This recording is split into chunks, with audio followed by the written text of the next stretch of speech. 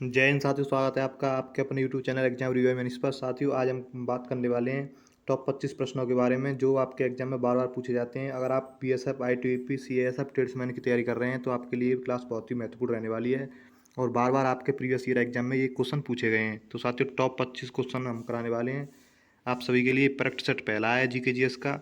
चलिए फ्रेंड्स देखते हैं। क्वेश्चन नंबर पहला दिया गया है, भारत का पहला आधिकारिक जनगणना अभियान किस वर्ष चलाया गया था? तो इसका जो राइट आंसर हो जाएगा वो ऑप्शन नंबर बी, 1881 में ये चलाया गया था। इसका राइट आंसर है option number B. Next question, question number 2 देखते हैं। भारतीय संविधान में संशोधन करती है। तो साथियों भारतीय संविधान में संशोधन का जो प्रावधान करती है वो संसद करती है। इसका राइट आंसर हो जाएगा ऑप्शन नंबर सी। संसद ही हमारे संविधान में बदलाव कर सकती है। इसका राइट आंसर हो जाएगा option number C. Next question देखते हैं। क्वेश्चन नंबर 3 दिया है, राजेंद्र प्रथम किसका पुत्र था? तो इसका राइट आंसर हो जाएगा वो हो जाएगा ऑप्शन नंबर डी, राजराज प्रथम का ये राजेंद्र प्रथम जो है वो पुत्र था। राजेंद्र प्रथम जो है वो 1014 ईस्वी में ये सिंहासन पर बैठा था और इसका शासनकाल रहा था लगभग 30 वर्ष तक। तो इसने शासन किया था 1014 से 1044 ईस्वी तक। तो साथियों ये आप ध्यान में रखिएगा, ये उत्तराधिकारी था राजेंद्र प्रथम जो है ये शासन किया था इसने लगभग 30 सालों तक। नेक्स्ट क्वेश्चन, क्वेश्चन नंबर 4 दिया है, बृहत हिमालय में स्थित एक ठंडा रेगिस्तान है। तो साथियों बृहत हिमालय में एक ठंडा रेगिस्तान जो है वो लद्दाख में रेगिस्तान है। ये बृहत हिमालय में स्थित एक रेगिस्तान है। इसका राइट आंसर हो जाएगा option number A. Next question, question number 5 दिया है, निम्न में से कौन सा सही है? तो साथियों इनमें से सही आपको छांटना है। ऑप्शन नंबर ए दिया गया, जाकिर हुसैन भारत के पहले मुस्लिम राष्ट्रपति थे। ऑप्शन नंबर बी दिया है, मोहम्मद हियातुल्लाह भारत के पहले मुस्लिम राष्ट्रपति थे। ऑप्शन नंबर सी दिया है, फ़खरुद्दीन अली अहमद भारत के पहले मुस्लिम राष्ट्रपति थे। Option number D, APJ Abdul Kalam Bharat के पहले मुस्लिम राष्ट्रपति थे। तो साथियों ये भारत के पहले मुस्लिम राष्ट्रपति के बारे में दिया गया है। तो इसका राइट आंसर हो जाएगा ऑप्शन नंबर ए, जो डॉक्टर जाकिर हुसैन थे वो भारत के पहले राष्ट्रपति थे। ये राइट आंसर हो जाएगा ऑप्शन नंबर ए, इसका राइट आंसर है। नेक्स्ट क्वेश्चन, क्वेश्चन नंबर 6 दिया है, निम्नलिखित में से प्रायद्वीपीय भारत की सबसे बड़ी नदी कौन सी है? तो साथियों जो प्रायद्वीपीय भारत की सबसे बड़ी नदी है वो है गोदावरी नदी। इसका right answer option number B, Godavari नदी जो प्रायद्वीपीय भारत की सबसे बड़ी नदी है। नेक्स्ट क्वेश्चन, क्वेश्चन नंबर 7 दिया है, यंग बंगाल आंदोलन का प्रमुख नेता कौन था? यंग बंगाल आंदोलन का प्रमुख नेता जो था वो हेनरी विवियन डोरोजियो था। ये इसका right answer option number B हो जाएगा। साथ ही साथ यंग बंगाल आंदोलन की स्थापना जो हुई थी वो 1875 ईस्वी में हुई थी। तो साथियों आप ध्यान में रखिएगा। और इसकी स्थापना 1875 में होने के बाद में और भारत में इसकी स्थापना जो हुई थी वो 1876 ईस्वी में हुई थी। तो आप ध्यान में रखिएगा। साथ ही साथ इस आंदोलन के सदस्य मुक्त चिंतन युक्त की भावना से प्रेरित थे तथा तत्कालीन हिंदू समाज की सामाजिक एवं धार्मिक संरचना के विरुद्ध विद्रोही भावना रखते थे। तो इस काले यंग बंगाल आंदोलन प्रमुख ये ज़्यादा चला था। इसका right answer option number C हो जाएगा। नेक्स्ट क्वेश्चन, क्वेश्चन नंबर 8 दिया है, गांधी जी के असहयोग आंदोलन की वापसी का क्या कारण था? तो साथियों गांधी जी के असहयोग आंदोलन की वापसी का कारण था वो था चोरी चौरा की घटना का कारण। तो साथियों चोरी चौरा जो घटना हुई थी उसका कारण था कि गांधी जी ने असहयोग आंदोलन जो वापस ले लिया था। और ये फरवरी 1922 में किसानों के एक समूह ने संयुक्त प्रांत के गोरखपुर जिले में चोरी चौरा नामक स्थान पर एक पुलिस थाने पर आक्रमण कर उसमें आग लगा दी थी। तो उसके कारण अग्निकांड में पुलिस वालों की जान चली गई थी। हिंसा की इस कार्रवाई से गांधी जी ने यह आंदोलन तत्काल वापस ले लिया था। यह साथियों आप ध्यान में रखिएगा। चौरी चौरा घटना जो हुई थी वो 1922 में हुई थी। नेक्स्ट क्वेश्चन, क्वेश्चन नंबर 9 दिया है, सूर्य से पृथ्वी की निकटतम स्थिति को किस नाम से जाना जाता है?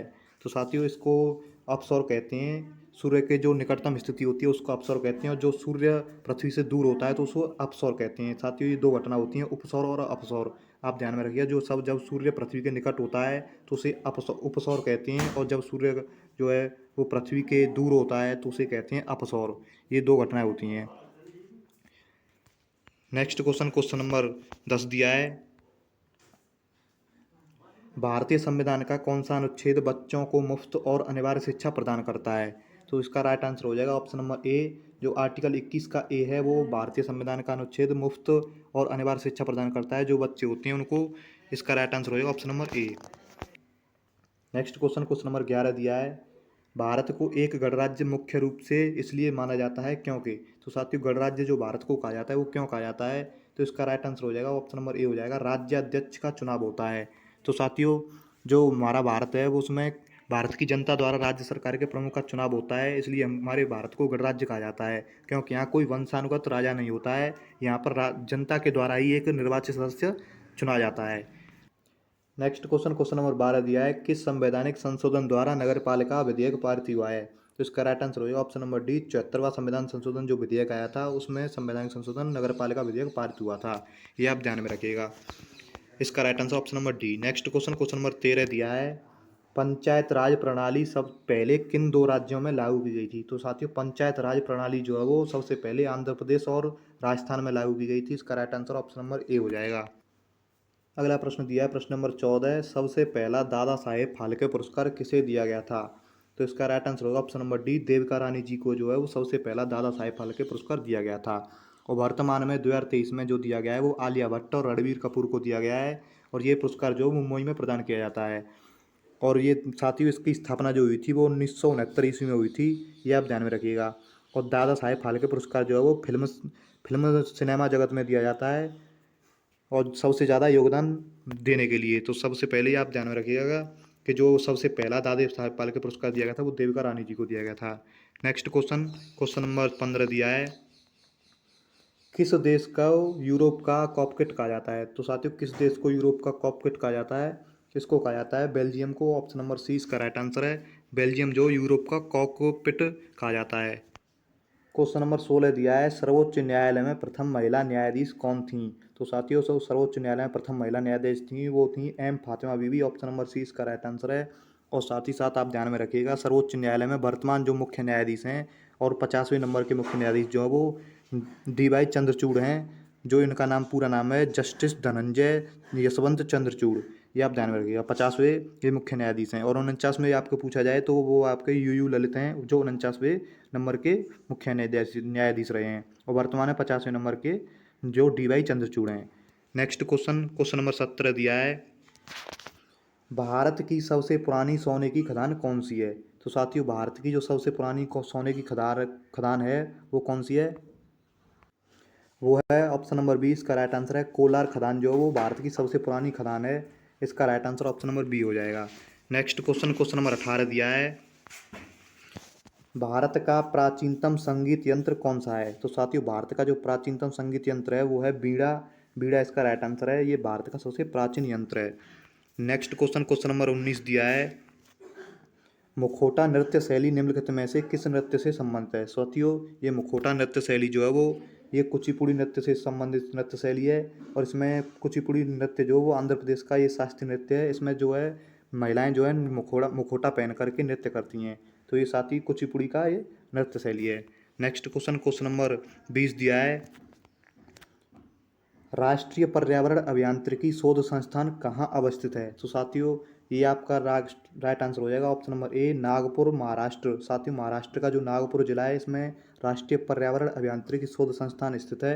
नेक्स्ट क्वेश्चन, क्वेश्चन नंबर 21 दिया है, संक्षिप्त शब्द सेवी का अक्षर विन्यास क्या हुआ? तो साथियों, सेवी की फुल फॉर्म पूछी गई है, और सेवी की फुल फॉर्म होती है securities and exchange board of India. ये आपको ध्यान में रखिएगा, ऑप्शन नंबर सी इसका राइट आंसर है। और सेवी को हिंदी में कहते हैं भारतीय प्रतिभूति और विनिमय बोर्ड, और इंग्लिश में कहते हैं security and exchange board of India. ये आप इसकी इंग्लिश में फुल फॉर्म होती है, ये आप ध्यान में रखें। इसका जो स्थापना हुई थी वो 12 अप्रैल 1992 को इसकी स्थापना हुई थी सेवी की, और इसका मुख्यालय जो है मुंबई में है, और वर्तमान अध्यक्ष जो है वो अजय त्यागी हैं। और साथ ही साथ इसके सेवी के जो वो मालिक का नाम पूछा जाए तो वो शशांक हिरवानी जो है वो सेवी के मालिक हैं। इसका राइट आंसर हो जाएगा option number C. Next question, question number 22 दिया है, भारत में निजी क्षेत्र का पहला हवाई अड्डा है। साथियों, जो भारत का निजी क्षेत्र का जो हवाई अड्डा है वो ऑप्शन नंबर बी कोचीन में है। इसका right answer option number B हो जाएगा। नेक्स्ट क्वेश्चन, क्वेश्चन नंबर 23 दिया है, आयुष्मान भारत योजना के तहत लोगों को कितने रुपए तक की इलाज की सुविधा प्रदान की जाती है? तो साथियों, आयुष्मान भारत की जो योजना है उसमें 5 लाख तक की राशि प्रदान की जाती है, इलाज की सुविधा प्रदान की जाती है। आप ध्यान में रखिएगा कि जो भी हॉस्पिटल्स हैं उनमें 5 लाख तक का इलाज मुफ्त किया जाता है। जो आयुष्मान भारत योजना है वो प्रधानमंत्री नरेंद्र मोदी ने 23 सितंबर 2018 को इसका उद्घाटन किया था, और वो संपूर्ण भारत में ये लागू कर दिया गया था।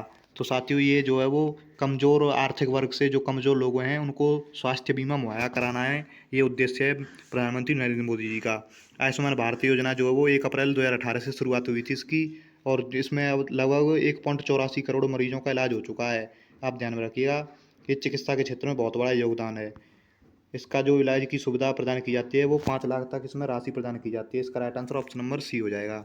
नेक्स्ट क्वेश्चन नंबर 24 दिया है, उष्णकटिबंधीय आर्द्र सदाबहार वन पाए जाते हैं। तो साथियों उष्णकटिबंधीय जो आर्द्र सदाबहार वन पाए जाते हैं वो पाए जाते हैं ऑप्शन नंबर बी शिलांग पठार पर। तो साथियों जो शिलांग पठार होता है उस पर ये उष्णकटिबंधीय आर्द्र सदाबहार वन पाए जाते हैं, और ये जो है वो भूमध्य रेखा से दक्षिण या उत्तर में लगभग 5 डिग्री अक्षांश के भीतर पाए जाते हैं। जो साथियों भूमध्य रेखा होती है उसके दक्षिण या उत्तर में 5 डिग्री अक्षांश के भीतर ही पाए जाते हैं, उससे बाहर ये वन नहीं पाए जाते हैं। और साथ ही साथ ये ध्यान में रखिएगा, ये एशिया, ऑस्ट्रेलिया, अफ्रीका, दक्षिण अमेरिका, मध्य अमेरिका और प्रशांत द्वीपों में पाए जाते हैं।